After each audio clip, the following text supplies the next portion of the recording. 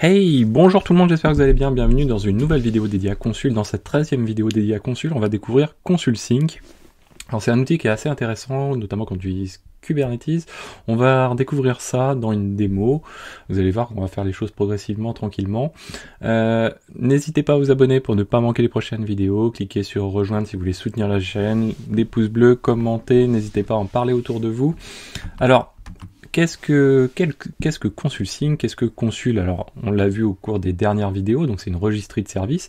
Et ConsulSync, ce que ça va permettre, ça va nous permettre de remonter les services qui sont présents dans Kubernetes, et on va pousser ça directement dans notre cluster Consul. Donc, on a actuellement un cluster Consul ici, donc il est composé que d'une seule machine, et donc lui, il attend une chose, c'est qu'on lui remonte des services avec des instances pour chacun de ces services.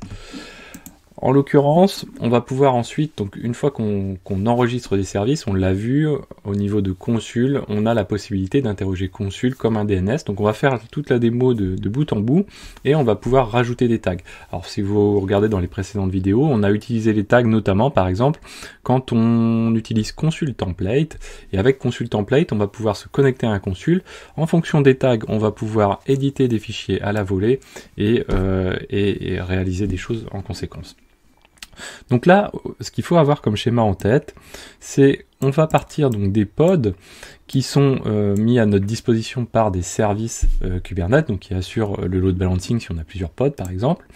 Ensuite, donc ça va remonter dans Consul sous forme de service et ça va nous permettre d'avoir à notre disposition un DNS Consul.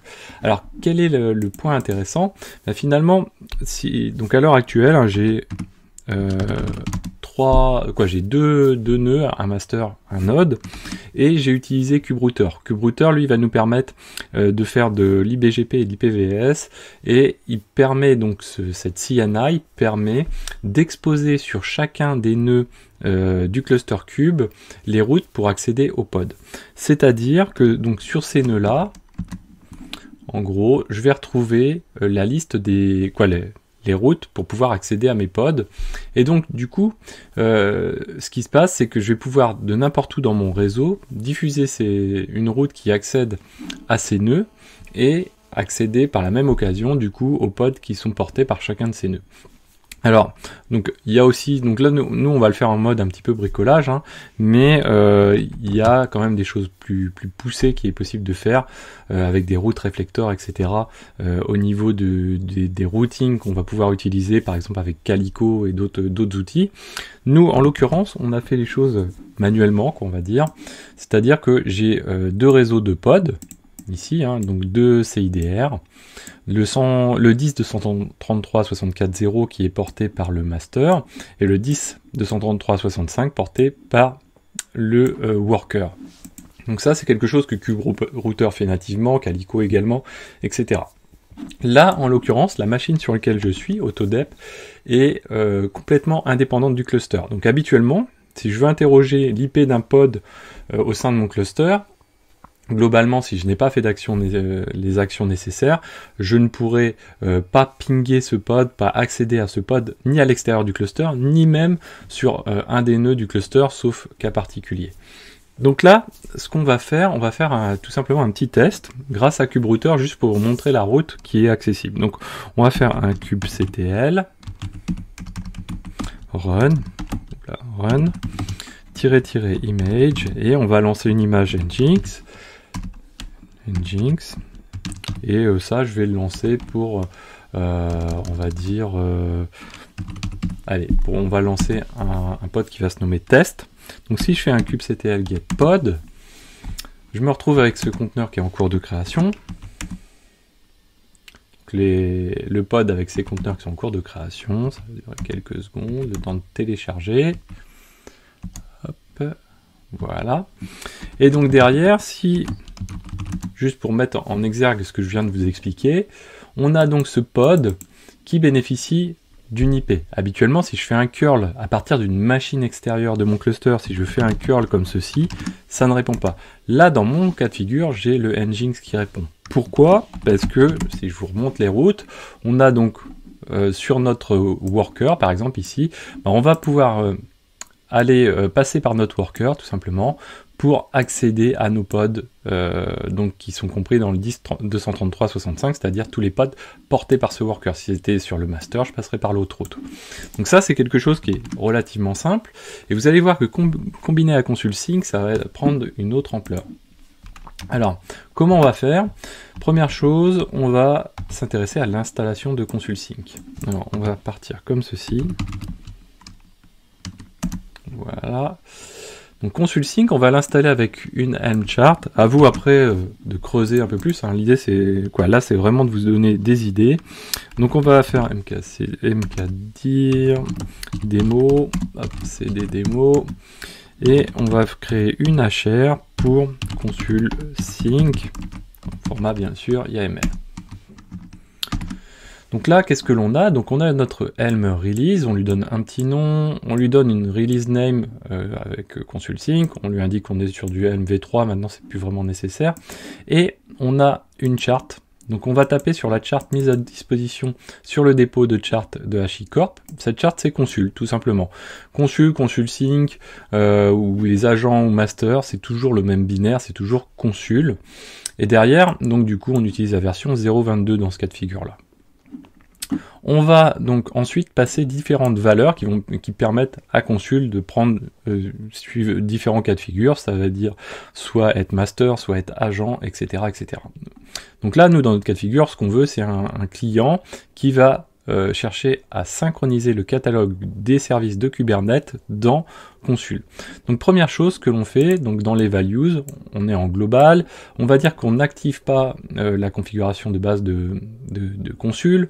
Par contre, on lui indique qu'on a un data center qu'on va chercher à joindre. Donc le data center, c'est fourni, quoi, c'est nous qui le configurons à la création du cluster Consul. Donc vous voyez que moi ici, c'est MyDC, c'est le nom de mon data center. Donc derrière, il faut que j'attaque, il faut que je précise sur quel data center je vais travailler. Donc là, en l'occurrence, ce ConsulSync va permettre d'envoyer ses services dans MyDC. Ensuite, on a le sync catalogue. Donc lui est très important dans le cadre de Kube. On peut activer éventuellement le suffixe Kubernetes. Alors là, c'est quand on est en mode Enterprise, il me semble, au niveau de Consul. Par contre, on va indiquer juste ici que par défaut, on va pas chercher, hop là, on va pas chercher à synchroniser les services. Donc ça, on peut le supprimer. On va activer le catalogue sync. Par contre, l'image ici, elle est vide. De toute façon, on la prend pas. On indique qu'on veut synchroniser les IP des services. Et on a deux modes possibles au niveau de ConsulSync. Le mode qu'on va utiliser aujourd'hui, c'est le mode on prend les services qui sont dans Kubernetes et on les envoie vers Consul, notre master Consul. Mais il est possible également de faire l'inverse. Ensuite, on va définir le client. Donc nous, on active le client, première chose. Et deuxième chose qui est important au niveau du client, c'est lui dire où est-ce qu'il va trouver le master. Le master, en l'occurrence, dans ce cas de figure-là, nous, on l'a configuré en dehors du cluster Kubernetes. On aurait pu le faire à l'intérieur, mais là, on le fait en dehors. Donc c'est celui qui répond à mon interface graphique que j'ai ici. Alors, donc une fois qu'on a fait ça, on va faire un kubectl apply-f de notre HR. Donc on l'applique. Donc si je fais un kubectl get HR, j'ai ma HR qui est présente. Et si je fais un kubectl get pod, qu'est-ce qui se passe? Je me retrouve donc avec ici un sync consul simple. Donc lui, c'est un daemon set qui va être installé sur chaque worker. Et j'ai le ConsulSync catalogue qui lui va servir donc à maintenir le catalogue des services qui sont présents dans Kube et à faire la liaison avec également notre master. Donc là, hop, ça se passe bien, ils sont running.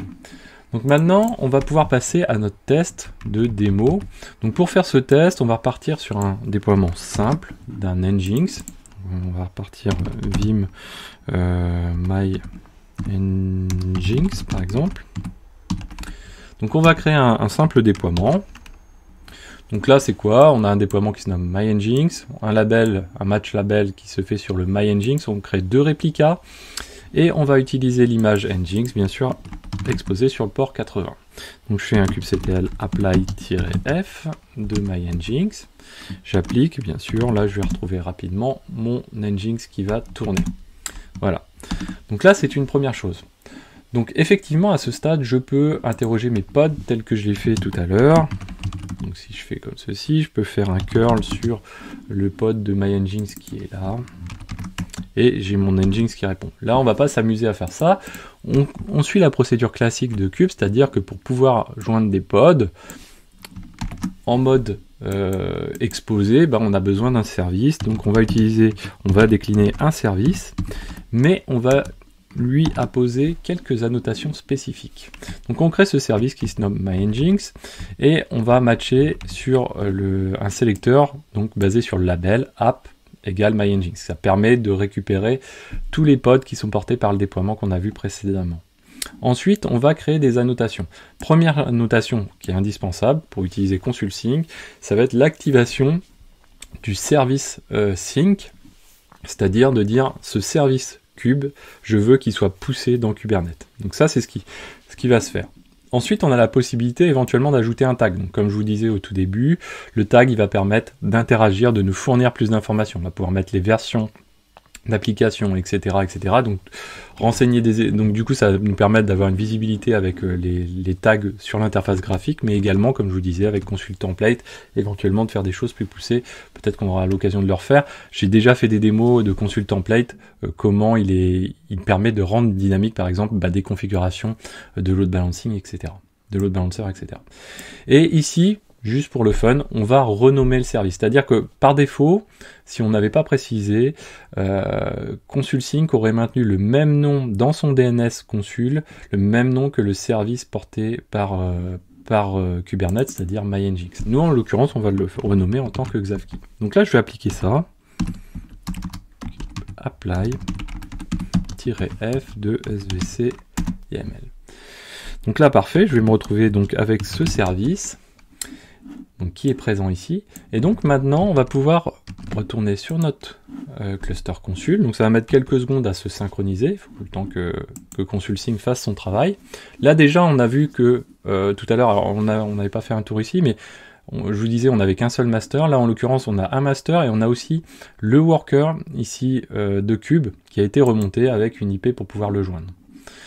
Ensuite, au niveau des services, voilà. Là maintenant, on a un nouveau service qui a été créé. Vous voyez qu'il est grisé et on voit la petite icône Kubernetes ici, Registered by Kubernetes, et on voit qu'il y a deux instances. On voit qu'il y a un tag GUI et KUTS. Et donc si je clique dessus, donc il s'appelle bien Xavki, je vois de remonter l'ensemble des pods. Donc on a deux pods, ce service il est porté par deux pods, sur le port 80, et on retrouve l'IP ici. Donc là, ça correspond bien à mon IP. Si je fais un curl, tout simplement, j'ai toujours mon IP qui répond. Alors là, c'est une première chose, on a fait déjà un premier pas. Ce premier pas, il permet quoi? Donc là, je suis toujours avec ma machine qui est en dehors, on pourrait presque considérer qu'elle est en dehors de mon réseau, en tout cas, elle est en dehors du réseau de Cube et en dehors du cluster. Donc là, je vais déjà pouvoir commencer à bénéficier d'un DNS fourni par Consul. Donc mon serveur Consul, je vais pouvoir l'attaquer du coup. Sur le port de Consul, donc qui est le port 8600, et je vais pouvoir lui dire, écoute, donc je récupère le format des DNS Consul, donc c'est le nom du service, le service, le datacenter, consul. Encore, on peut ajuster ces choses-là si nécessaire. Et là, on va retrouver les IP des pods. Donc vous voyez qu'on retrouve bien donc on a la résolution qui a été faite. Et on sait que ce service, il est porté par nos deux pods qui sont ici. Voilà, et donc ça répond. Donc là, on a fait déjà un grand pas. Et bien sûr, derrière, si j'ai une infrastructure, ce que je vais chercher à faire, c'est partager ce DNS pour le rendre encore plus joignable. C'est-à-dire que si je diffuse partout ces routes pour pouvoir joindre mes pods, plus je diffuse partout ce DNS, finalement, de n'importe où sur mon infrastructure, je serai capable de résoudre le DNS en question, plus de joindre les pods directement. Et vous voyez tout ça sans passer par un ingress controller finalement. Alors, on va installer DNSMask. Installe DNSMask. Hop là, on va se le faire comme ça. Sudo apt install DNSMask. Voilà. Sudo systemctl status DNSMask. Donc là il est running. On va ensuite... alors oui, on va arrêter le service ResolveD, parce que sinon on va rentrer en concurrence avec, ça va pas être terrible pour la résolution. Et derrière, on va rajouter dans les configurations de DNSMask, on va venir rajouter donc notre serveur, hop là, ici, voilà, consul, comme ceci. Donc là, il est déjà ajouté. Et du coup, on va venir rajouter notre serveur consul plus un autre DNS éventuellement, etc. Donc là, on va faire un sudo systemctl restart de DNSMask, comme ceci. Parfait. Et donc derrière, qu'est-ce que ça signifie? Donc tout à l'heure, quand j'ai fait le dig ici, vous voyez que j'ai triché un petit peu quand j'ai fait la résolution de DNS, puisque j'ai spécifié ici le DNS que je souhaitais utiliser. Maintenant que j'ai défini au niveau de ma machine, grâce à DNSMask, le serveur par défaut à utiliser pour les points consul, je dis que je passe par consul pour la résolution. Ben maintenant que j'ai fait ça, je vais pouvoir donc faire un curl directement sur Xavki, donc en l'occurrence le service consul, et derrière, ben, je vais joindre directement mes différents pods et avoir une résolution qui va être réalisée. Alors bien sûr, c'est assez différent d'un ingress controller, puisque là on est sur du load balancing fait de manière DNS, etc. Mais derrière, vous voyez que c'est quand même très très efficace. Ça nécessite juste le déploiement des routes et ensuite le déploiement de ce DNS, quoi qu'il arrive, qui est nécessaire. Donc au niveau de votre infrastructure, vous pouvez retrouver un petit peu partout du coup les différents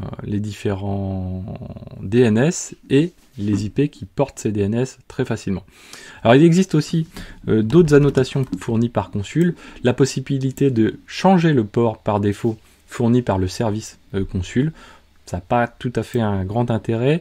Donc la possibilité de mettre des tags, la possibilité de mettre des clés valeurs spécifiques, c'est-à-dire en dehors des tags, on va pouvoir dire meta, et à la place de key ici, on va indiquer une clé qu'on va donner, donc ma clé par exemple, et puis je vais donner une valeur à ma clé, par exemple 1, etc. Le sync, ça on l'a déjà vu. Derrière, par défaut, on a un label pour ces services-là qui vient d'être ajouté. C'est le label consul qui est défini à true par défaut. Et puis, on va pouvoir aussi éventuellement modifier, spécifier des éléments de configuration pour le catalogue sync. Donc là, on va pouvoir, par exemple, indiquer des règles pour dire, voilà, j'accepte que les services de tel namespace soient remontés, ou que d'autres ne soient pas remontés, donc on va pouvoir donner quelques règles comme ça pour affiner les choses. Et puis comme je vous disais tout à l'heure, la possibilité soit de remonter les éléments vers consul, mais aussi de les faire redescendre vers Kubernetes. Voilà, donc j'espère que cette vidéo vous a plu, n'hésitez pas à la partager, à mettre des pouces bleus, à commenter, et moi je vous dis à très bientôt sur Xavki.